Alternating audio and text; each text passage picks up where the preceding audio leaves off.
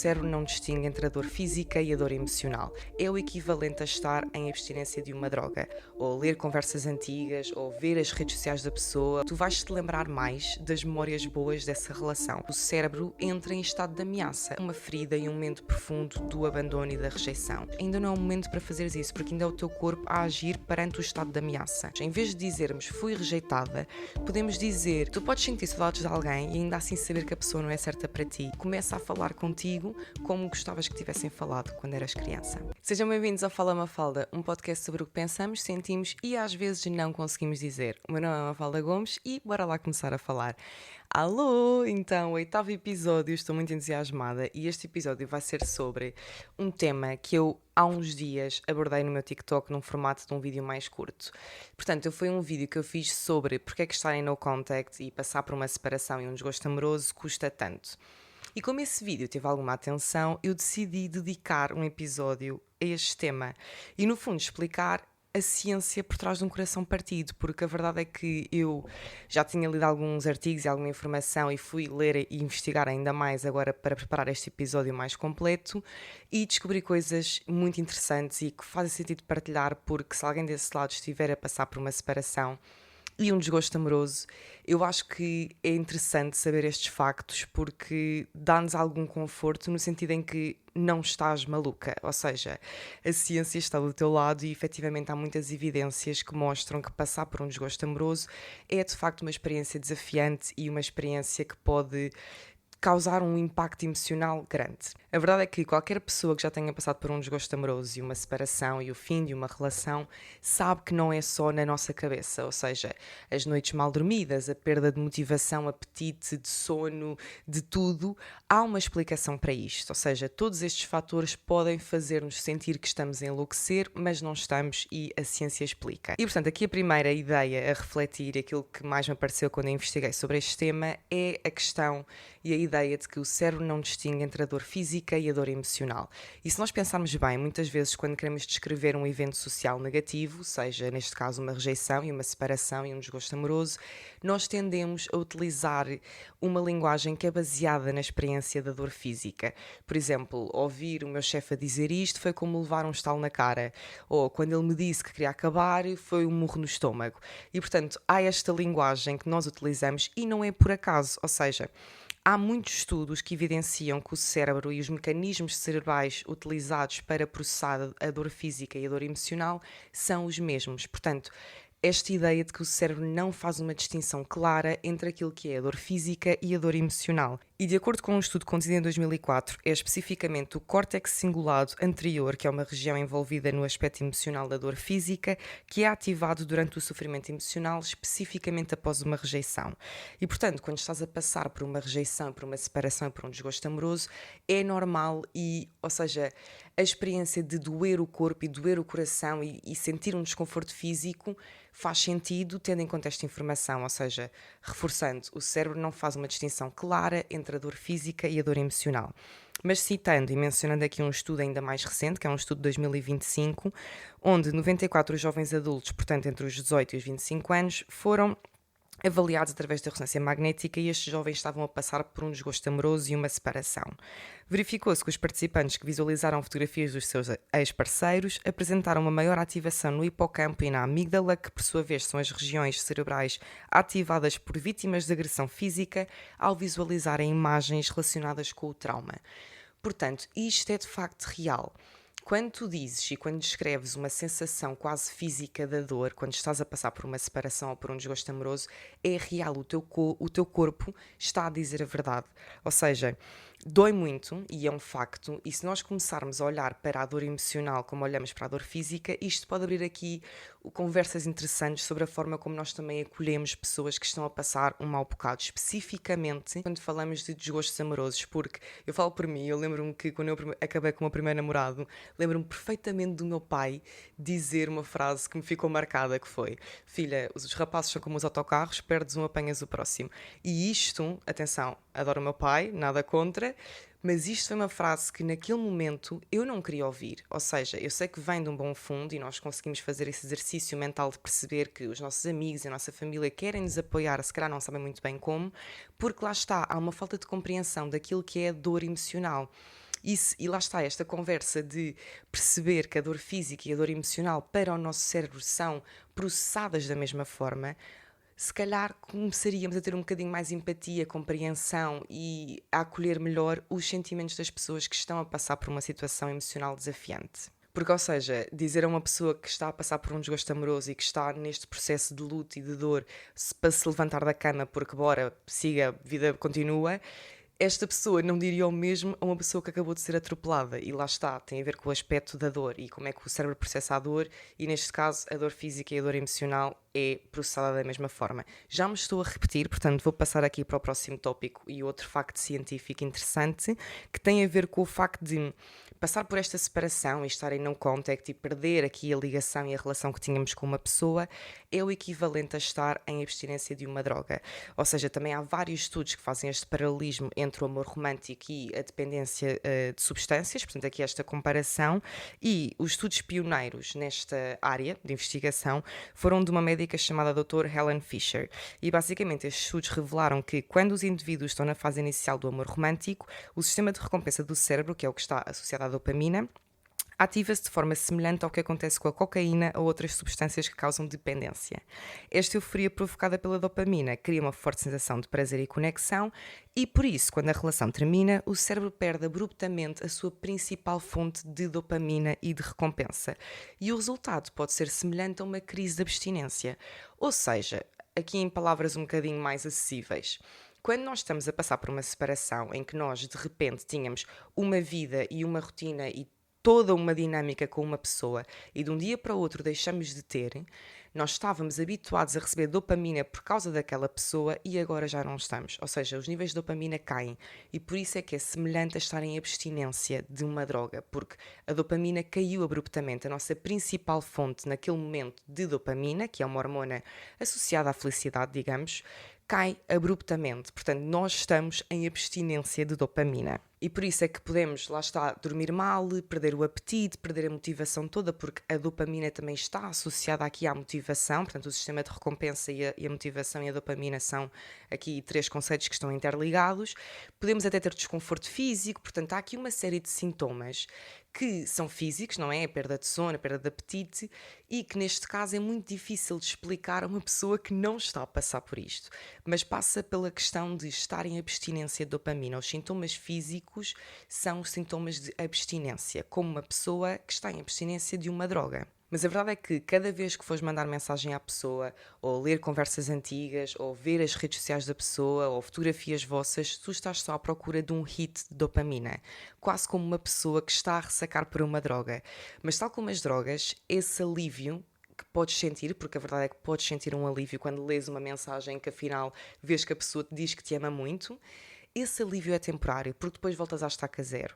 E, ou seja, é esta ideia de que sempre que sentires essa necessidade de ir ver uma fotografia, de ir ver uma conversa, de mandar mensagem, de ligar à pessoa, é o teu corpo a ressacar por dopamina, porque tu estás, novamente, com esses níveis de dopamina super, super em baixo. E aqui mais uns factos interessantes que li também num estudo. O primeiro é de que a abstinência de dopamina torna as memórias positivas mais vívidas e mais marcantes. Por isso é que quando acabas uma relação e, portanto, estás em abstinência de dopamina, falta de dopamina que estavas a receber, tu vais-te lembrar mais das memórias boas dessa relação.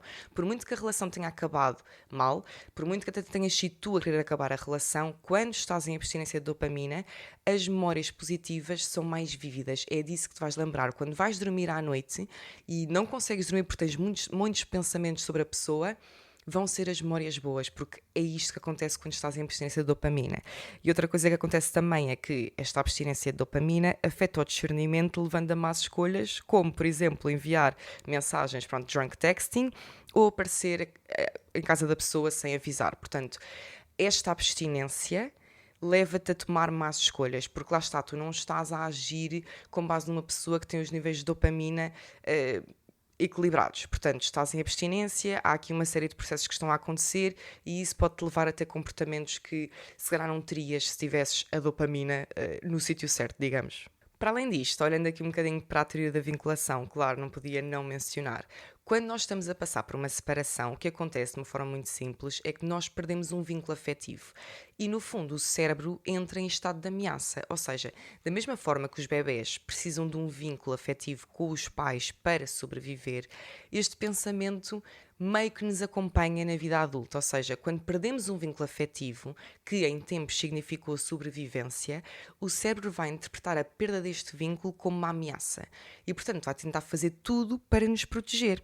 E por isso é que, se calhar, sentes alguma necessidade ou alguma urgência de ligar à pessoa, de mandar mensagem, de procurar closure, ou seja, é o cérebro a proteger-nos, a tentar restabelecer um bocadinho algum conforto e segurança que nós tínhamos e que deixámos de ter. Portanto, o cérebro está em modo alerta a pensar o que é que eu posso fazer para voltar a sentir conforto, segurança e proteção. E a verdade é que tudo isto pode ser amplificado e pode ser acentuado para pessoas com vinculação ansiosa.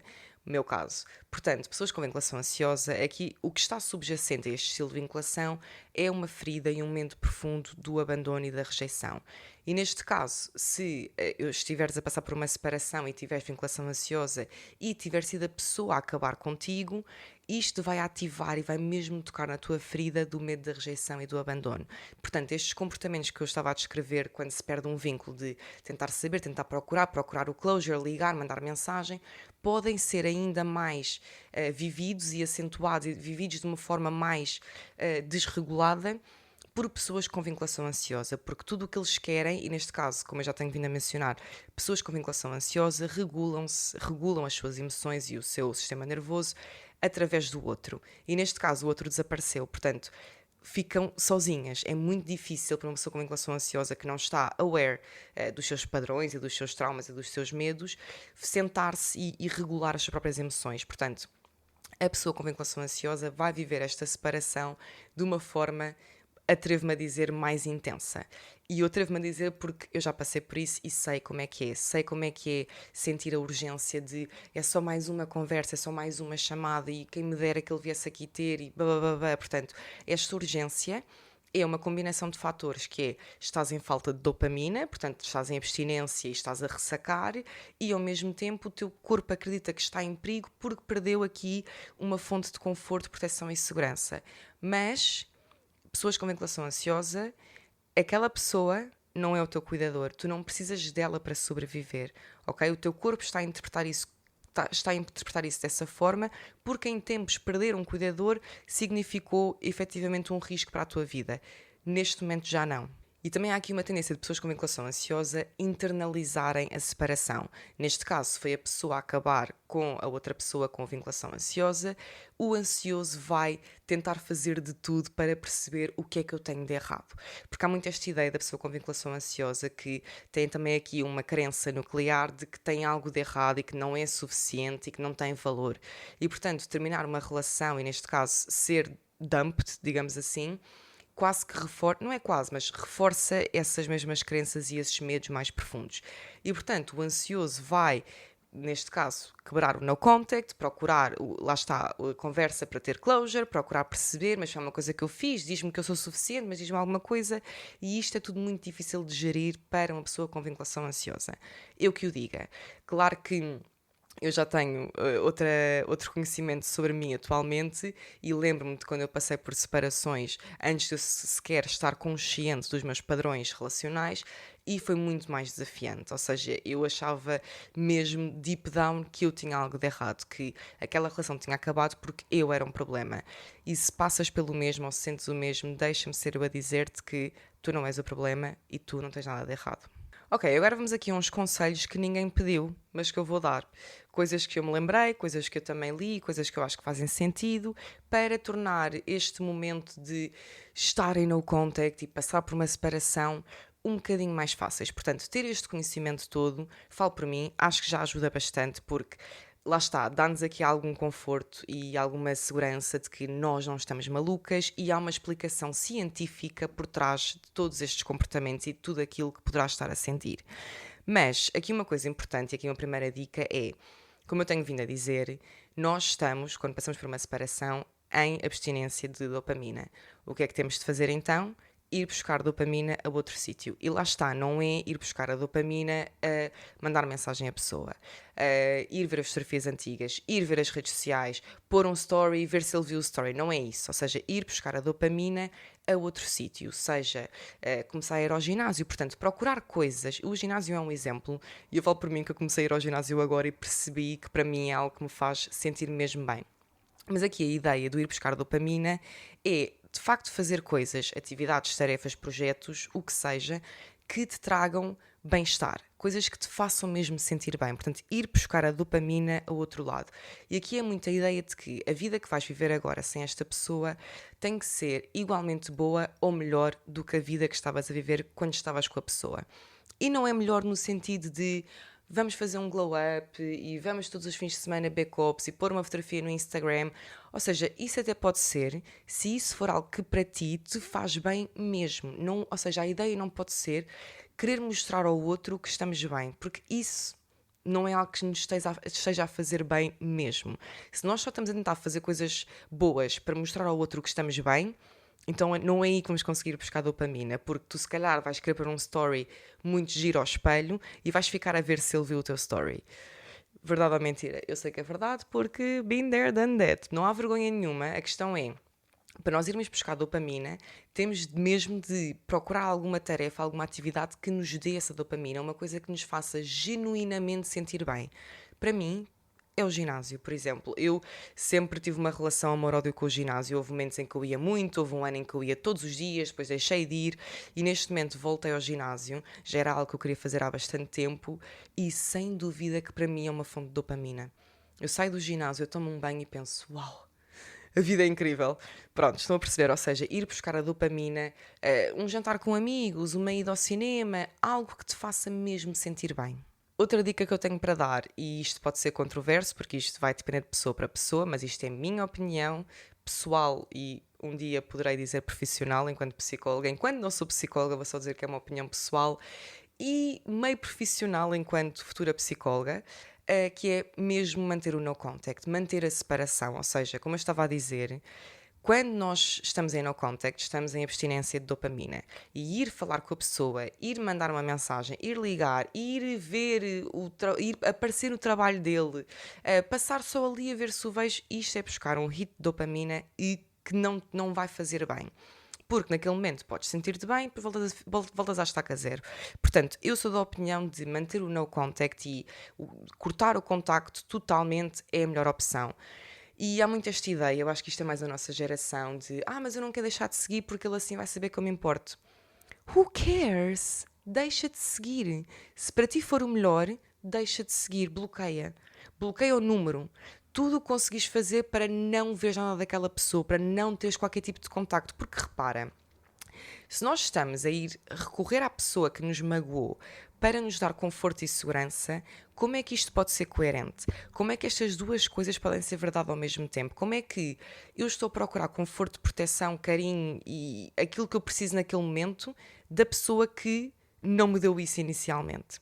Certo? Portanto, eu acho que manter o no contact pode ser um desafio enorme, porque lá está, nós estamos em abstinência e queremos falar e o cérebro interpreta tudo como uma ameaça, portanto, tudo o que eu estive a dizer, mas eu acho que é tão importante nós conseguirmos manter fiel a isso. E se for preciso bloquear, bloqueia. Ele vai achar que eu sou fraca. Que achem. Não estás a ser fraca, pelo contrário. Estás a ser forte porque estás a conseguir tomar uma decisão por ti. Estás a conseguir dizer, eu não quero isto, eu não quero ver esta pessoa e está tudo bem. Porque assim é mais fácil. Eu garanto, ou seja, eu não posso dar garantias, mas eu tenho muita certeza no que estou a dizer porque eu já passei por isto, que nos primeiros tempos é mais fácil não ver a pessoa. Eu lembro-me perfeitamente, quando eu acabei a minha primeira relação, foi uma relação longa, uma relação com muitos altos e baixos, uma relação de dependência emocional. Pronto, uma relação de adolescentes, mas que eu diria que foi uma relação bastante tóxica. Quando a relação acabou, eu lembro-me de pensar nisto. A minha sorte foi aquele rapaz ter apagado as redes sociais. Apagou e nunca mais voltou até o dia de hoje.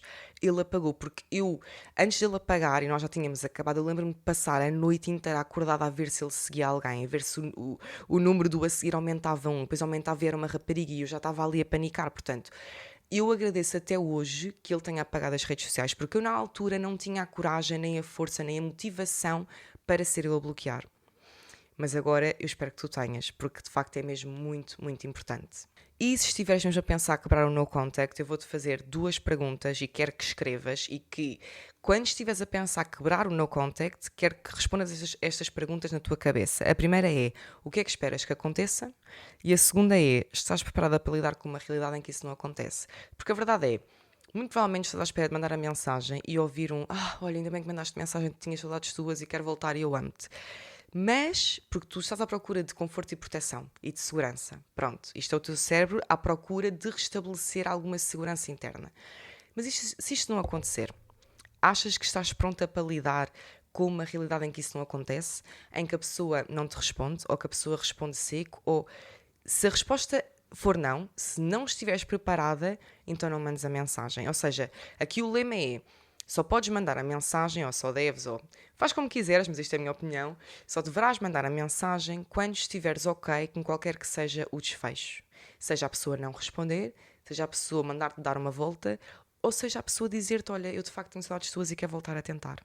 Até lá, quando ainda não estiveres ok com qualquer que seja o desfecho, ainda não é o momento para fazeres isso, porque ainda é o teu corpo a agir perante o estado de ameaça, perante a urgência de querer voltar ao equilíbrio que tinha antes. Portanto, não é o momento ainda. E ainda por cima, se foi a pessoa a acabar contigo, deixa-me relembrar-te aqui de uma coisa. Esta pessoa acabou contigo, esta pessoa tomou uma decisão, esta pessoa escolheu não te escolher. Mas sabes quem é que te pode escolher? Tu própria. Tu podes dizer, não, eu escolho-me, eu não vou, esta pessoa não quer estar comigo, tudo bem. E entrar neste mindset que é um bocado fake until you make it, que é, ele é que perde. E é verdade. Lembra-te do quão incrível tu és. Lembra-te da quantidade de amor que tens para dar a alguém que tenha espaço. Aquela pessoa não tinha espaço, por isso é que acabou contigo. Claro que isto aqui é um bocadinho simplista, cada caso é um caso, obviamente, eu não estou por dentro de nenhuma relação, mas estou a falar de uma forma muito generalista. Mas a verdade é, se a pessoa acabou contigo, uma coisa é certa, não te escolheu, ou não te quis escolher. E tu podes escolher a ti própria. Tu podes escolher não mandar mensagem, não ligar, não alimentar essa dinâmica, não alimentar aquela pessoa que manda mensagem quando quer, que afinal está com saudades e está aqui, olá, tudo bem? Não.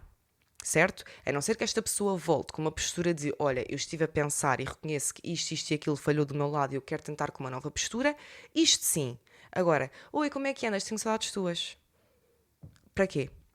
Para quê? Isto é aquele clássico de pessoas que andam assim sempre de um lado para o outro e vão e voltam, e vão e voltam. E a pergunta é, para que esta pessoa volta? Porque tu estás a deixar. Porque se tu não respondes a nenhuma mensagem, aquela pessoa não vai voltar, não é parva, não é? Se estivessem a bater com a cabeça na parede, vai voltar a bater com a cabeça na parede quantas vezes? Até perceber que... Certo? E é importante também começar a fazer aqui uma reformulação também daquilo que nós dizemos. Em vez de dizermos fui rejeitada, podemos dizer esta pessoa não tinha capacidade para corresponder àquilo que eu mereço e agora eu tenho espaço livre para alguém que tenha. Mudar a narrativa. Tu não foste rejeitada, aquela pessoa é que não tinha capacidade. E está tudo bem, não é uma falha dela, não é uma falha tua, é uma pessoa que não tinha capacidade para ti e para corresponder àquilo que tu queres, precisas e, acima de tudo, mereces. Portanto, agora tens espaço livre para tal. Eu gosto de pensar nesta questão de, mesmo que tenhas estado com a pessoa durante 1, 2, 3 anos, ou 1 mês, ou 2 meses, eu gosto de pensar que nunca é tempo perdido. Neste tempo que estiveste com essa pessoa, nessa dinâmica, tu de certeza que aprendeste alguma coisa sobre ti. Portanto, reformular também esta ideia de fogo, e agora acabou, e perdi não sei quantos meses da minha vida, não é verdade. Faz um exercício e escreve num papel o que é que eu aprendi sobre mim. Se calhar é muita coisa. E que agora, numa próxima relação, se calhar com uma pessoa que tenha capacidade para ti e para atender às tuas necessidades emocionais, tu consigas pôr essas aprendizagens em prática. E só mais aqui um à parte.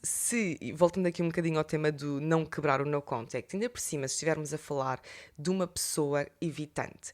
Portanto, se a pessoa evitante é que acabou contigo, tu estares a tentar mandar a mensagem, ligar, ter mais uma conversa, o closure, só vá lá, diz-me só o que é que eu tenho, isto vai ser pior para o evitante, só se vai afastar ainda mais, porque a verdade é, e repara, eu já falei disto noutros vídeos também, mas quanto mais o ansioso vai atrás, mais o evitante se afasta. E porquê que o evitante se afasta? Porque está desregulado. Isto é a forma que o evitante tem para se autorregular. Eu não estou a dizer que está certo, estou a dizer que foi o que ele aprendeu. E deixa-me fazer-te uma pergunta. Como é que esperas que uma pessoa que não saiba lidar com as suas próprias emoções saiba lidar com as tuas? Esta aqui felt personal para mim também, porque a minha última dinâmica acabou e era uma pessoa evitante, que eu percebi muito mais tarde, e eu também senti esta necessidade de querer explicar ao máximo o que eu estava a sentir, e quando eu dei por mim a pensar, pá, esta pessoa nem sabe gerir as emoções dele, como é que vai saber acolher e gerir as minhas? Portanto, é difícil e é mais esta ideia de deixa.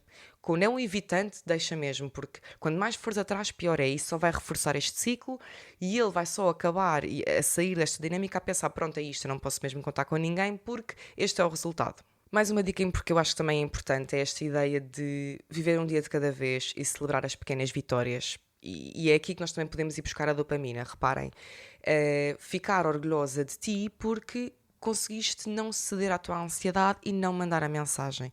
E diz isto em voz alta: uau, estou orgulhosa de mim, eu não lhe mandei mensagem. Por muito que eu tenha pensado nele, eu não lhe mandei mensagem. Ou outra: uau, estou orgulhosa de mim porque finalmente consegui sair da cama e fazer a cama. Porque atenção, cada caso é um caso. Podes estar a passar por uma separação em que não consegues sair da cama, mas é um dia de cada vez e é a passos pequeninos. Se tens estado fechada no quarto, deitada na cama, começa devagar. Hoje eu vou só sair da cama e fazer a cama. Amanhã saio da cama, faço a cama, tomo um pequeno almoço. Depois da manhã faço a cama, tomo a cama. Ok, baralhei. Vocês perceberam? Um dia de cada vez, baby steps e celebrar as pequenas vitórias. Ficarem orgulhosas de vocês por terem conseguido fazer XYZ. Outra dica também muito relevante é esta ideia. Provavelmente os teus amigos vão te dizer: tenta não pensar nele. E isto, porque é que isto é um dos piores conselhos de sempre? O tenta não pensar nisso. Eu, por acaso, há uns anos, um ano, fiz um vídeo sobre isto no TikTok. Porque reparem, se eu neste momento disser tenta não pensar num urso branco, toda a gente está a pensar no urso branco, como é óbvio. Portanto, a ideia de tenta não pensar nisso não funciona. Quando mais nós tentamos evitar um pensamento, mais esse pensamento vem com força, digamos assim. Ou seja, não vai funcionar. Portanto, é normal e tu vais pensar na pessoa. Acabaste de sair de uma relação ou saíste há um mês e ainda pensas e é normal. Portanto, é lidar com isso. É reconhecer quando esse pensamento da pessoa vem. Tu podes deixá-lo passar por ti como se fosse uma onda que começa na cabeça e vai pelo corpo e até ir embora. E reconhecer isso: uau, eu estou a pensar nele, de facto nós tivemos momentos muito bons, de facto eu gostei muito dele, mas pronto, é uma memória. E deixar esse sentimento de saudade e de nostalgia passar, porque a verdade é, tu podes sentir saudades de alguém e ainda assim saber que a pessoa não é certa para ti. E está tudo bem. Estas duas coisas podem ser verdade ao mesmo tempo. Tu és um ser humano, é normal. E claro que tu vais sentir saudades. E como eu disse, estar em abstinência de dopamina faz com que as memórias boas sejam mais vívidas. Portanto, tu vais te lembrar das coisas boas. E está tudo bem. Valida-te. Não digas: ai, que parva que eu sou, que estou a pensar nele e ele não sei o quê. Não. Vamos mudar a narrativa. Vamos nos acolher a nós próprios. É assim que nós falamos connosco. Eu gosto de fazer este exercício que é: se isto fosse a tua versão criança, tu falarias assim com ela? Se a tua versão criança chegasse ao pé de ti e dissesse: eu não consigo parar de pensar no Bernardo da minha turma, tu dizias: que parva que tu és, para de pensar nele? Claro que não. Fala contigo com carinho, com compaixão. Porque é assim que se calhar nunca falaram contigo. Ok, I'm sorry, let me hold your hand while I say this. Começa a falar contigo como gostavas que tivessem falado quando eras criança. Ok, aqui o último conselho que eu tenho para dar é efetivamente a questão de não nos isolarmos. Portanto, como eu estava a dizer aqui do ponto de vista da vinculação, da teoria da vinculação, perdeste um vínculo afetivo. Portanto, vai buscar outros vínculos afetivos. Para além de que vínculos afetivos e o contacto, o amor e o carinho também têm aqui uma série de hormonas associadas, como a oxitocina e a serotonina. Pronto, e também perdeste essas hormonas porque perdeste o vínculo afetivo. Mas tu consegues ir buscar essas hormonas, que são as do amor e do afeto, a outros vínculos, nomeadamente amigos ou família. Portanto, não te apetece ir ao jantar de sexta-feira, faz um esforço e vai. Mesmo, porque muitas vezes quando estás com amigos, depois estás lá e ficas: ok, isto até é giro, eu estou a rir-me, estou divertida, e podes aproveitar e desabafar certas coisas. E atenção, eu sei que muitas vezes os amigos dizem coisas que nós não queremos ouvir, porque eu já ouvi o tipo: mereces melhor, e deixa estar, e bola para a frente, ele não vale nada, e arranjas muito melhor. Ok, não é isso que eu quero ouvir neste momento, mas digo-vos uma coisa: façam também um exercício mental de pensarem: ok, isto são os meus amigos, eles gostam de mim, eles não sabem fazer melhor, e isto no fundo traduz em: gostamos de ti, preocupamos-nos contigo. pronto, não estão a ser maus, não estão a ser frios, têm, lá está, voltando ao início do episódio, dificuldade em perceber o impacto da dor emocional. Portanto, eu também já ouvi o bora, arranja outro, bora, ele arranjas melhor, ele não fazia nada e blá, e isso nem sempre ajuda, mas olhem, por isso é que eu estou aqui a gravar estes episódios para vocês e eu sei o que isso é. Volto sempre a dizer que não estão sozinhas. Eu estou sempre a falar no feminino, peço desculpa, lembrei-me disto agora porque tenho estado a editar episódios. Mas a verdade é que o meu público é 80% mulheres, portanto eu vou-me manter, se não for incómodo para ninguém, eu vou-me manter nestes pronomes e aqui nestas gender norms, não é? Eu falo sempre de relações heterossexuais. Não quero excluir ninguém, mas peço que percebam que é mais fácil para mim e para me expressar e para ter um episódio um bocadinho mais fluido, usar estes pronomes. Eu quero incluir toda a gente, mas se eu estiver sempre a dizer ela ou ele ou eles, pronto, é mais complicado. Portanto, just know que eu sou uma pessoa open-minded neste aspecto e se eu usar certos pronomes é só porque é mais fácil para mim de expressar e de explicar certas coisas. E pronto, chegamos ao fim deste episódio. Acho que gostei bastante de como ficou, não sei. Às vezes tenho dias em que parece que falo mais rápido, nem sei a que horas é que eu comecei a gravar, estou a olhar para o relógio. Tenho de começar a contar estas coisas porque os meus episódios, por acaso, têm tido todos mais ou menos entre os 30 e os 40 minutos, que eu não sei como, porque eu nem conto. Eu vejo pelo tamanho do guião, portanto eu vejo o PDF que eu faço, isto parece-me que está igual aos outros, portanto já não sei, estou a divagar. Pronto, é isto, estamos no próximo episódio que eu já estou a preparar e espero que tenham gostado. Um grande beijinho.